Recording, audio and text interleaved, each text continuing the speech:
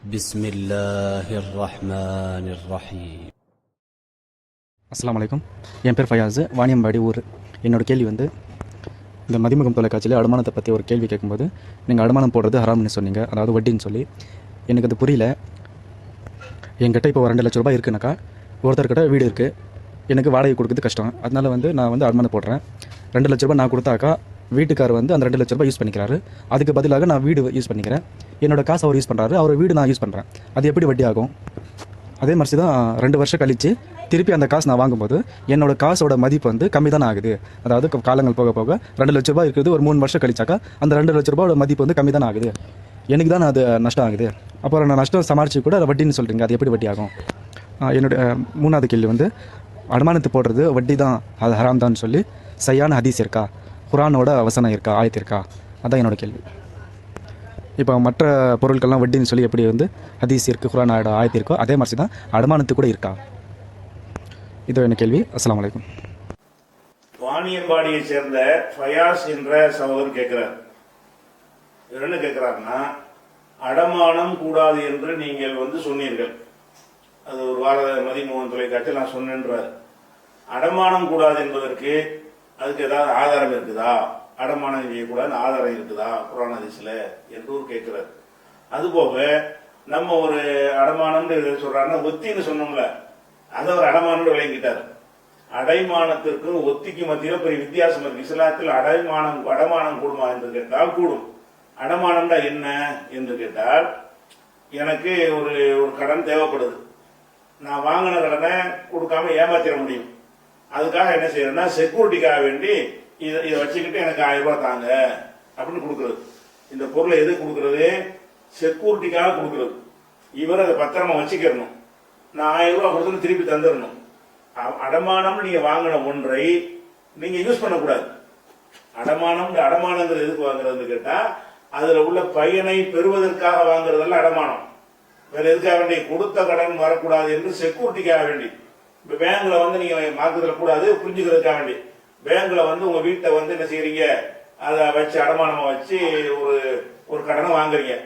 அந்த பேங்க் அதை அனுபவிப்பான அந்த வீட்டை, அந்த டாக்குமெண்ட்டை வச்சுக்கிருவான். அந்த புடிமான அவன்கிட்ட இருக்கும். அவனா அதை திறந்து ஆபீஸ் போட போறான் இல்ல. அந்த கடனை தருவதற்காக வேண்டி ஒரு பிடிமானத்திற்கு வாங்கி வைத்துக் கொள்வதுதான் அடமானம் என்பது. ரசூலுல்லாஹ் அடமானத்திற்கு நினைஞ்சிருக்காங்கன்னா, கொஞ்சம் கோதுமையை வாங்குறதுக்காக வேண்டி தன்னுடைய கவச ஆடையை கொடுத்தெல்லாம் வாங்கி இருக்கிறார்கள், யகூதிட்ட வாங்கி இருக்கிறார்கள் என்றெல்லாம் ஆதாரம் இருக்கிறது. இது புகாரில 2252 ஹதீஸில் இருக்கிறது. அடமானம் என்று நல்ல விளைக்கணும். அடமானம் சொன்னா ஒரு அமானிதம் மாதிரி. அடமானமாக நம்ம உதாரணமா ஒருத்தர் வீடு வச்சிருக்கிறார். அவருக்கு ஒரு பெரிய 5 லட்ச ரூபாய் கடன் தேவைப்படுகிறது. 5 லட்ச ரூபாய் சும்மா கொடுத்தோம்னு சொன்னா, நான் எப்ப வாங்கணும்னு சொல்லிடுவாரு. உலகம் அப்படிப்பட்ட உலகமா இருக்கிறது. அந்த மாதிரி இருக்கும்போது அந்த 5 லட்ச ரூபாய் கொடுப்பதற்கு அந்த வீட்டு பத்திரத்தை நீங்க வச்சுக்கிறீங்க. அந்த பத்திரம் இருந்தா அவர் விற்க முடியாது, ஒண்ணு செய்ய முடியாதுல்ல. அது ஒரு பிடிமானம் ஆயிரும். அதுக்கு ஒரு எழுத்து மானம்லாம் போட்டு அந்த பத்திரத்தை ரிஜிஸ்டர் பண்ணி என்ன செய்யணும், அந்த பத்திரத்தை இவர் கையில வச்சுக்கிட்டாரு. சும்மா கொடுத்தீங்கன்னு சொன்னா போலீஸ்ல போய் என் பத்திரம் காணா போச்சுன்னு என்ன செய்வாங்க, அதுக்கு நமக்கு அதுல ஏமாத்திட்டு போயிடுவாங்க. பத்திரத்தை வாங்கி கொண்டு கொடுக்க நினைச்சாலும் கூட அதுக்கெல்லாம் சில முறை இருக்கிறது. அப்படி பத்திரத்தை வாங்கி கொண்டு நம்ம கொடுக்குறோம் என்று சொன்னால், எதுக்கு அந்த பத்திரத்தை வாங்குறோம்? அவன் தராம ஏமாத்தினா இந்த பத்திரத்தை வச்சு நம்ம என்ன செய்வோம், நம்ம அது விற்கிறதுக்கோ வேற எதற்கோ அதுல அந்த கொடுக்கும்போது அதெல்லாம் எழுதிருவாங்க. அந்த மாதிரி ஒரு பவர் மாதிரி வாங்கிடுவாங்க. அந்த மாதிரி செஞ்சால் அது தப்பு இல்ல, கூடும். ஏன்னு கேட்டா, அந்த பத்திரத்தை வாங்கிக்கிட்டமே தவிர வீடு அவன்கிட்ட தான் இருக்க போகுது. வீட்டுக்குள்ள நம்ம போய் குடியேற போறது இல்ல. இதுக்கு பேர் தான் அடமானம். அடமானம் மார்க்கத்துல கூடும்.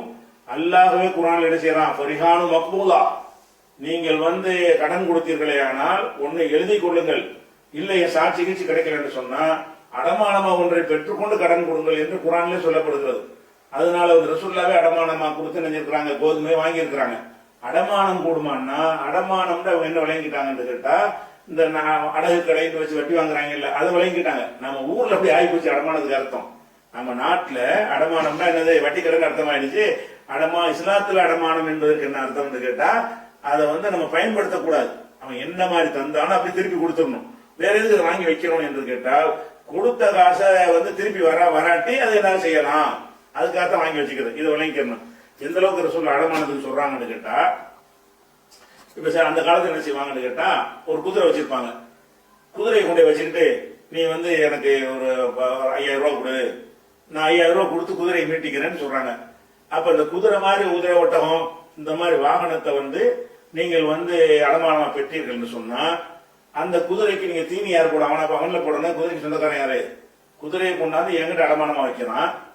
சட்டி குட்டியை தந்தான்னா நான் பாட்டு பேசாம வச்சிருவேன், அது செத்து போகாது. குதிரையை கொண்டாந்து என்கிட்ட தந்துட்டு 5000 வாங்கிட்டு போயிட்டான். ஒரு வருஷம் கழிச்சு என்கிட்ட வந்து வாங்க வருவான். ஒரு வருஷம் வரைக்கும் அதுக்கு யார் தீனி போடுவா? தீனி போட செத்து போயிருமே, அடமானத்துக்கு மீனிங் இல்லாம போயிடும். அப்ப ரசூல்லா சொல்றாங்க, இந்த வாகனங்கள், வாகனம்னா காரு பஸ்ஸுக்குள்ளது இல்ல, அந்த காலத்துல இருந்தா உயிர் உள்ள வாகனம், அதாவது குதிரை ஓட்டகம், இந்த மாதிரி வாகனங்களை நீங்கள் அடமானமா கொடுத்தால் அதுக்கு நீங்கள் செலவழிக்கிற காரணத்தினால் அதை நீங்க சவாரி செய்து கொள்ளுங்கள். செலவழிக்கணும்ல, அந்த சொத்து அவனுடைய சொத்தா இருக்கு, அதுக்கு தீனி நம்ம தானே போடுறோம். போடுற தீனி கூடியாக நம்ம என்ன செய்யணும்? மாடா இருந்தா வண்டியில போட்டு உழவு வரைக்கும் பார்க்கலாம், வண்டி மாடா பூட்டிக்கலாம், குதிரையா இருந்தா ஏறி சவாரி செஞ்சு போகலாம். அதெல்லாம் என்ன இல்லை, வட்டியில வராது. ஏன் வராது? அடமான ரூபாய் அப்படியே தருவோம், அப்படி கொடுத்துட போறோம். எக்ஸ்ட்ரா நம்ம செலவழிக்கிறோம். அடமானத்தையும் தனியா கொடுத்துட்டு கூடுதலாக நம்ம என்ன செய்யறோம் என்று கேட்டால், தினசரி அதுக்கு புல்லு போடுறோம், கொள்ளு போடுறோம், அதுக்கு தேவையான தவிடு போடுறோம், புண்ணாக்கு போடுறோம். இந்த விஷயங்கள்லாம் நம்ம கையில இருந்து செலவழிக்கிறோம். கையில இருந்து செலவு செய்யாட்டி அடமானத்துக்கு மீனிங் இல்லாம போயிடும். அப்ப ரசூல் என்ன செய்யறாங்கன்னா, அர்ரஹ்னு யூர்கபு நஃபகத்திஹி, புகாரில் 2511வது ஹதீஸ். அடமானம் பெற்ற பொருள் வந்து அடமானம் பெற்ற வாகனங்கள், அந்த வாகனங்கள் வந்து அதற்கு செலவழிக்கிற காரணத்தினால் அதில் சவாரி செய்து கொள்ளலாம். அந்த அடமானத்துக்கு தான் அனுமதிக்க நல்லா விளங்கிக்கிறேன்.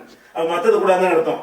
எதனால் அனுமதிக்கிறாங்கன்னு கேட்டா, நஃபகத்திஹி, இதை வந்து நான் அடமானம் வாங்கிக்கிட்டேன், இதுக்கு என்ன நான் செலவழிக்க போறேன், வைக்க போறேன். இந்த பொருளை வந்து இது செத்து போயிருமா, இதுல தீனி போடணுமா, பேசாம வாங்கி வைப்ப, திருப்பி கொடுத்துட வேண்டியதான். அப்ப அடமானத்துக்கு எதுவும் வாங்கக்கூடாது என்ற காரணத்தினாலதான் இந்த வாகனத்தை நீங்கள் அடமானமா பிடிச்சிங்க என்று சொன்னா நீங்க என்ன செய்யலாம், அதுல நீங்க சவாரி செஞ்சுக்கலாம். அல்லது ஒரு பசுமாட்டை கொண்டாந்து உங்கள்கிட்ட அடமானமா கொடுத்து விட்டான், அதுல இருக்கும்போது என்ன செய்யறது, அதுக்கு தீனியை போடுறீங்க, குட்டி போடுது, பால் கறக்குதா, அந்த பாலை குடிச்சுக்கிறீங்க நீங்க, அது தப்பு கிடையாது. ஏன் நீங்க சும்மா பால் குடிக்கல, அந்த மாட்டுக்குரிய தீனி நீங்க போடுறீங்க. அதனால தர்றி இதாக்கான மருகூனன், அடைமானம் பெறப்பட்டது பால் மாடாக, பால் கறக்கும் மாடாக ஒட்டகமாக இருக்கும் என்று சொன்னால் அதுல இருந்து நீங்க பால் கறந்து குடிந்து கொள்ளலாம். இது புகார்ல 2511வது ஹதீஸில் இருக்குது. இதுல என்ன விளங்குது, மற்றதுக்கு வந்து நம்ம தீனி போடுற விஷயம் இல்லாட்டி அதை யூஸ் பண்ணக்கூடாதுன்னு அர்த்தம். அப்ப நீ யூஸ் பண்றதை போயிட்டு ஒத்திங்கிறது யூஸ் பண்றீங்க, ஒத்திங்கிறது என்னது, அடமானமாது. ஒத்தினா என்ன அர்த்தம், போகியம்பாங்க சில பகுதிகளில், சில பகுதியில் ஒத்தியும்பாங்க. இந்த வார்த்தை பழக்க வாணியம்பாடியா இருக்கனால உங்களுக்கு அந்த உருது மக்களுக்கு இந்த சொல்லு வந்து புரியலன்னு நினைக்கிறேன். அதனால ஒத்தினா வந்து அடமானம் நீங்க கேட்கறீங்க. ஒத்தி வைத்தல், போகியம் கொடுத்தல் என்பதற்கு என்ன அர்த்தம் என்று கேட்டா, நான் ஒரு வீடு வச்சிருப்பேன், எனக்கு ஒரு 10 லட்சம் ரூபாய் அவசரமா தேவைப்படும்.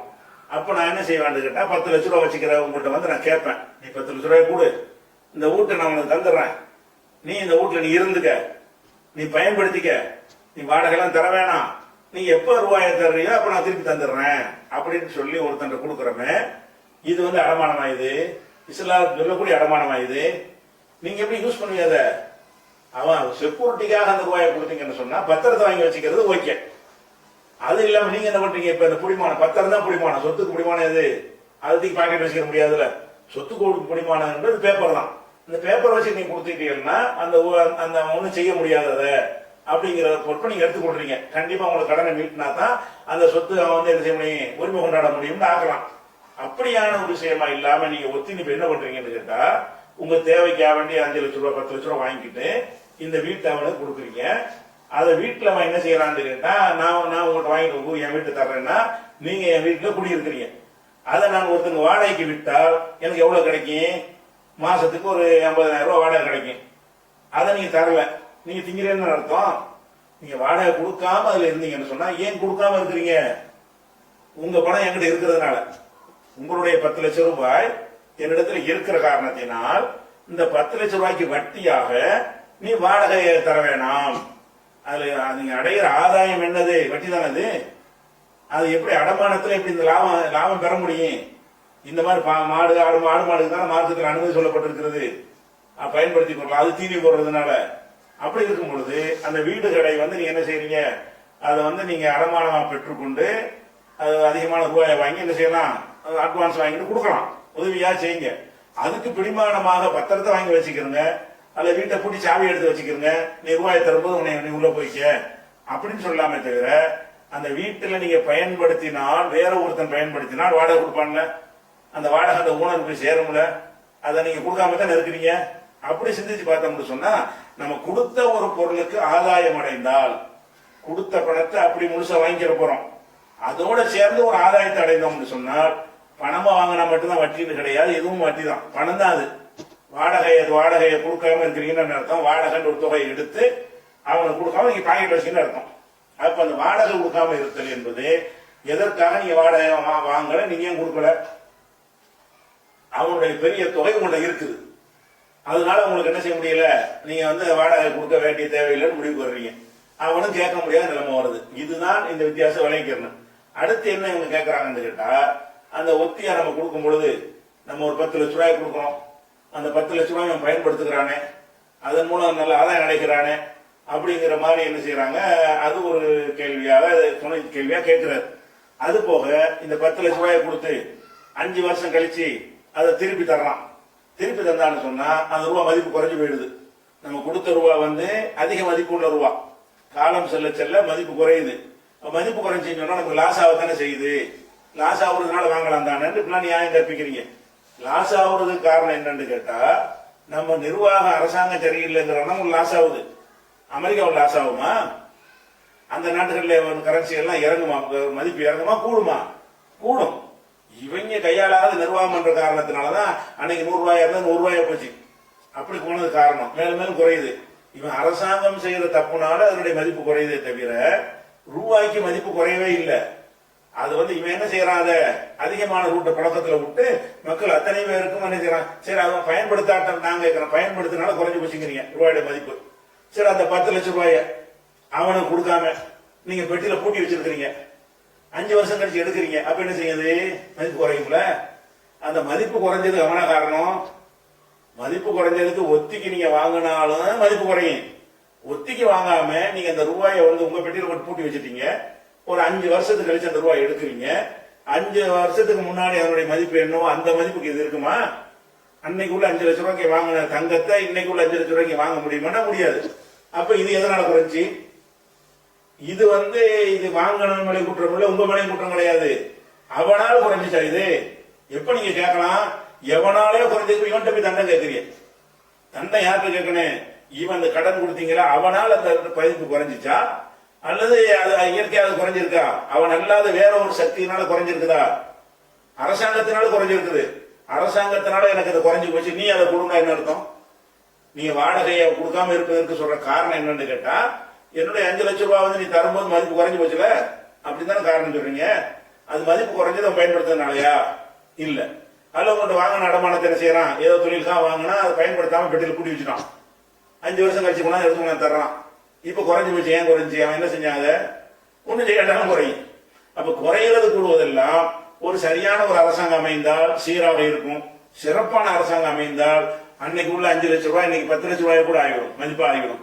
அப்படி சில நாடுகளுடைய வளர்ந்த நாடுகளுடைய ரூபாய் எல்லாம் மதிப்பு ஏறிக்கொண்டே இருக்கிறது. அந்த மாதிரி உள்ள நிலைமை இருக்குது. அதனால எங்க மதிப்பு பொருளுக்கு நஷ்டம் ஏற்படுத்தி விட்டாருன்னா அவர் ஏற்படுத்தல, நஷ்டமாயி இருக்கிறது. அது உங்களுக்கு எங்க வச்சிருந்தாலும் ஆயிருக்கும்.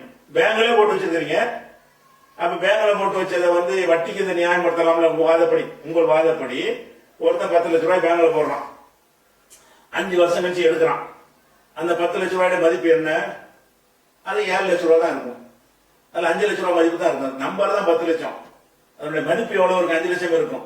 அப்ப நான் பேங்க்ல போட்ட காரணத்தினால் 10 லட்சம் ரூபாயுடைய மதிப்பு 5 லட்சம் ஆகிவிட்டது, நான் வட்டி வாங்கினால் என்ன அப்படி கேட்கவில்லை நீங்க. இது ஏற்பட்டது என்ன காரணம், அதை யோசிக்கணும். பேங்க்ல இருந்தா தான் அங்க அது இறங்குறது கிடையாது, எங்க இருந்தாலும் இறங்கும். உங்க பெட்டில இரும்பு பெட்டில நீங்க பூட்டி வச்சிருந்தாலும் அரசாங்கத்தினுடைய பாலிசை மாத்திக்கிட்டானே இறங்கி போயிடும். அதனாலதான் அந்த இழப்பு ஏற்படுச்சே தவிர அதை வைத்துக் கொண்டு நீங்க ஆதாயம் அடைகிறது எப்படி சரியா வரும்? அல்லது உங்களுக்கு பண மதிப்புடைய அந்த ஆபத்திற்கு தப்பித்துக் கொள்ள விரும்பினீர்களே ஆனால் அந்த கடனாக பெற்று இந்த ஒத்திக்கு வாங்குறீங்கல்ல, வாடகை கரெக்டா கொடுத்துருங்க. அந்த ரூபாய்க்கு நீங்க என்ன செய்யணும்னு கேட்டா, ரூபாயாக பேசாம இந்தாப்பா 5 லட்சம் ரூபாய் என்கிட்ட வாங்குற, இந்த பேப்பர் விட்டு தரல, இன்னைக்கு இந்த ரூபாய்க்கு இத்தனை பவுன் தங்கம் வாங்கலாம், இந்த பேப்பர்ல பாரு, மார்க்கெட்ல டிவியை பாரு, என்ன அப்ப அந்த கோல்டு பிரைஸ் அப்ளிகேஷன் எடுத்து பாரு. அப்ப இந்த ரேட் வந்ததா, நீ எனக்கு திருப்பி தரும்போது இந்த தங்கம் வாங்குற ரூபாய் நீ தரணும். குறைஞ்சாலும் குறைச்சு தந்துரு, கூடுனாலும் கூட தந்துரு என்று நீங்கள் அறிவுபூர்வமாக செஞ்சு அந்த அக்ரிமெண்ட் செஞ்சிருந்தீங்கன்னா அந்த நஷ்டம் வராது. நீங்க 5 லட்சம் கொடுத்து 20 லட்சம் கூட வாங்க வேண்டி வரும். ஏன்? அவன் நோட்டுடைய மதிப்பு இறங்கி போச்சுன்னு சொன்னா உங்க கொடுத்த மதிப்பே உங்களுக்கு வேணும் என்று சொன்னீர்களே. ஆனால் அவங்ககிட்ட என்ன செய்யணும், நீங்க அக்ரிமெண்ட் போடும்போது இந்த பேப்பருக்கு மதிப்பு இல்ல, உன்னை என்ன ஏமாத்துறாங்க அரசாங்கத்துல, அதனால இன்னைக்கு நான் 1 லட்சம் ரூபாய் கொடுத்துட்டு 1 வருஷம் கழிச்சு நீ தந்தீங்கன்னா 10,000 ரூபாய் தான். இது பெரிய அயோக்கியத்தனமா இருக்குது. அதனால இன்னைக்கு தங்கத்தை தான் உலகம் பூரா உள்ள மார்க்கெட்ல நம்ம எடுத்துக்கிறோம். மூலதனமா தங்கம் தான். இன்னைக்கு நான் தரக்கூடிய 1 லட்சம் ரூபாய்க்கு இவ்வளவு தங்கம் வாங்கலாம். அப்ப நான் உங்க தங்கத்தை தான் தர்றேன் வச்சுக்க. நீ திருப்பி தரும்போது இதே கிராம் எடைக்கு உள்ள தங்கத்தை கொடு அல்லது அதற்கு ரூபாய் கொடு. இது மார்க்கத்தில் தப்பு கிடையாது. ரெண்டாவது உங்களுக்கு லாஸ் கிடையாது. அரசாங்கம் செய்யற கிறுக்குத்தனத்தினால ஒருத்தங்க அநீதி இழைக்கக்கூடிய நிலைமை ஏற்படாது. அப்படி நீங்க அறிவுபூர்வமா அதை அணுகணுமே தவிர எவனோ செய்யற ஒரு இழப்புக்காக வேண்டி இவன் தண்டம் வாங்குறது நியாயம் கிடையாது. அப்ப நீங்க 10 லட்சம் ரூபாய் வாங்கின பிறகு அந்த வீட்டை நீங்கள் பயன்படுத்த கூடாது. நீங்கள் பயன்படுத்தினீர்கள் அடமானத்துறை சட்டத்தை மீறுறீங்க. நீங்க வாங்குறது அடமானம் அப்படிதான் சொல்றீங்க. அடமானம்னா நீங்க யூஸ் பண்றீங்க. அடமானம் கொடுத்து பூட்டி வச்சிருங்க, ரூபாய் திருப்பி கொண்டே கொடுங்க, அது ஓகே. நீங்க அடமானம் வார்த்தை யூஸ் பண்ணிக்கிறீங்க. இந்த உலகத்து அடமானம் இல்ல, நடைமுறை மார்க்கத்தில் உள்ள அடமானம். மார்க்கத்தில் உள்ள அடமானம்ங்கிற வார்த்தை யூஸ் பண்ணிக்கிறீங்க. நீங்க வட்டியுடைய செயல்பாட்டை அதை கொண்டு வைக்கிறீங்க. அதை போய் நீங்க அடமானம்னு பேர் தப்பா சூட்டி கொள்றீங்க. அதனால ஒரு அடமானம்ங்கிறதுல இது வரவே வராது. அடமானம்னா நீங்க உள்ள இருக்கக்கூடாது. பூட்டிட்டே சாவி எல்லாம் அவனுக்கு கொடுத்துருங்க. ரூபாயை தந்துட்டு நீ என்ன செய்ய, என் சாவியை கொடு அப்படின்னு சொல்லி கொடுங்க, பத்திரத்தை கொடுக்குற மாதிரி. நீங்க குடியிருப்பீங்கன்னு சொன்னா நல்ல வீடா இருக்குது, கிடைக்காது, 10 லட்சம் வச்சுக்கிறங்க, என்ன வாடகை அதை வாங்கிக்கிறங்க, அப்படி கொடுங்க. அப்படின்னா நீங்க கொடுத்த காசுக்கு எந்த ஆதாயத்தையும் அடையல. சரியா? அது நம்பிக்கைக்காக கொடுத்துருக்கீங்க. இப்படிதான் வழங்கிக்கணும்னு அதுல குழப்பம் கிடையாது.